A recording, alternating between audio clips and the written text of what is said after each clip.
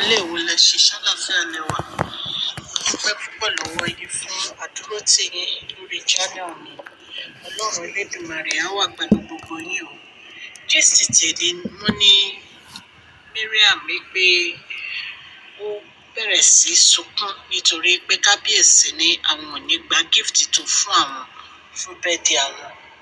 Ẹ̀yin èèyàn lé, ẹ jẹ́ ká jọ gbọ́ gist tèmi. Tó bá jẹ́ ìgbà àkọ́kọ́ tẹ́ ẹ darapọ̀ mọ́ channel mi, èmi ọmọ yín Máṣọlá, mo kí yín káàbọ̀ sí orí channel mi lénìí. Ṣé àlàáfíà ni gbogbo ilé wà? Mo máa ń sọ̀rọ̀ nípa celebrity gist and royal gist. Mo dẹ̀ máa ń sọ̀rọ̀ nípa politics lẹ́ẹ̀kọ̀ọ̀kan. So ẹ̀yin tí ẹ ti subscribe, mo dúpẹ́ lọ́wọ́ yín o. Ẹ ṣé, Ọlọ́run Elédùmarè á máa ràn yín lọ́wọ́. Ẹ̀yin tẹ́ bá ti subscribe, kí lẹ̀ ń dúró ṣe? Ẹ lọ subscribe so that tí bá ti rúwó ń sunkún o nígbà tí kábíyèsí ní àwọn ò ní gba gift tó rà fáwọn wípé kó lọ dá gift náà padà ní ibi tí ó ti rà. Ẹ̀yin èèyàn lé, ẹ jẹ́ ká jọ máa gbọ́ gist tèmi. Ẹ̀yin èèyàn lé, wọ́n ní ìgbà tó mú gift lọ fún kábíyèsí, wọ́n ní kábíyèsí ní kó lọ return gift yìí páwọn ò fẹ́. Wọ́n ní long dress dẹ̀ ló wọ̀. Wọ́n ní bó ṣe ní kó bá tẹ̀ ẹ́ ni, wọ́n ní bó ṣe ṣubú nìyí. Wọ́n nígbà tó ṣubú, wọ́n ní kábíyèsí wá ń lọ síbi tó wà. Wọ́n ní bí kan lọ hẹ́ẹ̀pẹ̀. Wọ́n nígbà tí kábíyèsí máa fi nǹkan débẹ̀, wọ́n ló ti dìde. Wọ́n ló bẹ̀rẹ̀ sí sunkún. Ó wá ń lọ sí inú ibi tó fẹ́ lọ. Ẹ̀yin náà mọ̀ pé láti ọjọ́ tí kábíyèsí ti fẹ́ Mariam, Mariam ò fi ọjọ́ kan fi kábíyèsí ní ìfọ̀kànbalẹ̀. Wàhálà, ìjà, ariwo, gbogbo nǹkan tó ń ṣẹlẹ̀ nínú palace nìyẹn. Ọ̀rọ̀ yìí dẹ̀ di pé ó ń ba inú kábíyèsí jẹ́ wípé kí àwọn sọ fún àwọn olórí wọn wípé kí wọ́n lọ sí ìta kán lọ wálé, kí wọ́n takú kán má lọ.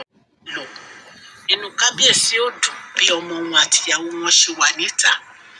So mi ò rí reason tí kábíyèsí fi máa gba gift lọ́wọ́ Mariam nígbà tó jẹ́ pé inú wọn ò dùn. Nǹkan tó ń sọ fún kò ṣe. Kì í ṣọ̀rọ̀ gift lèyí. Ọ̀rọ̀ ìfọkànbalẹ̀ fún kábíyèsí lèyí. Ọ̀rọ̀ nǹkan tó jẹ́ pé kábíyèsí máa ṣe tó jẹ́ pé inú wọn máa dùn ni. Ṣùgbọ́n right now inú kábíyèsí ò dùn. So kí náà fẹ́ máa gba gift lọ́wọ́ ẹ̀ fún Mariam? So bóyá nǹkan tí kábíyèsí fi ní àwọn ò fẹ́ gift yẹn nìyẹn pé kó lọ dá padà. Ẹ̀yin náà dẹ̀ mọ̀ pé nígbà tí wọ́n tán yarí tán láwọn ò kúrò nínú palace, kábíyèsí ò lè sokùn mọ́ wọn lọ́rùn kan wọn jáde náà. Àbí kí lẹ ní mo wí? Ṣùgbọ́n the only ìgbésẹ̀ tí kábíyèsí lè gbé ò ní pé bóyá kí wọ́n divorce wọn. Bóyá tó má divorce ẹ̀, bóyá dẹ̀ jáde nínú palace because court order ni. Wọ́n á fún ní time láti kẹ́rù ẹ̀ jáde. So èmi kàn ń sọ èyí ni o. Mi ò mọ nǹkan tí kábíyèsí máa ṣe o. Ẹ jẹ́ ká jọ máa gbọ́ gist lọ. Ara nǹkan tí kábíyèsí ò tún fi gba gift lọ́wọ́ ẹ̀ ni pé ó máa ń sìnrègùn. Tó bá ṣe anything fún kábíyèsí, ó máa sọ fún gbogbo ayé pé òun ló ń rà o, òun ló ń ṣe o, owó ni kábíyèsí ń ná o. Ẹ rántí ìgbà tí kábíyèsí ṣí Ọ̀jájá mọ́. Ẹ rántí nǹkan tó ṣe tó lọ ń sọ pé kí ló dé tí kábíyèsí máa lọ, tí wọ́n máa lọ open mọ́ yẹn lẹ́yìn òun torí kò sí ń bẹ̀.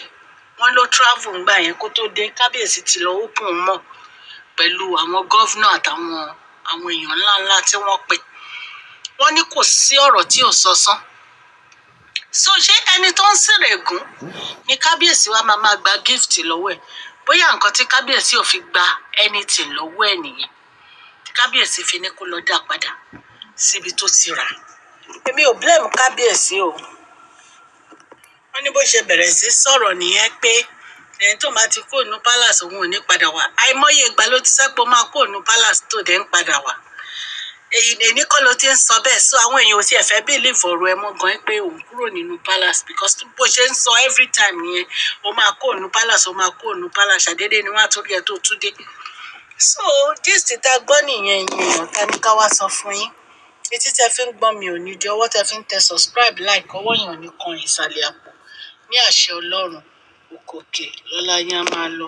Please share this video, like and subscribe. God bless you all.